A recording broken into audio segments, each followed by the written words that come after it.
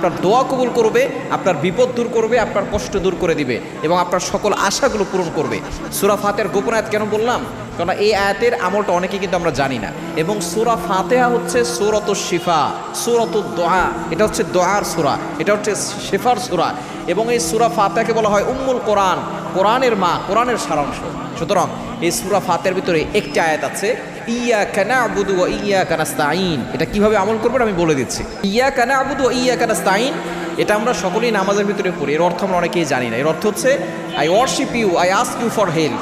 আয় আল্লাহ, আমি তোমারই ইবাদত করি, তোমার কাছেই সাহায্য চাই। সুতরাং আমাদের সাহায্য চাইতে হবে একমাত্র আল্লাহর কাছে। সুতরাং আপনি যখন বিপদে পড়ে যাবেন, যখন দেখবেন আপনার দোয়া কবুল হচ্ছে না, মনের আশা পূরণ করতে যাচ্ছেন, তখন আপনি অজু করে 2 রাকাত নফল নামাজ পড়বেন।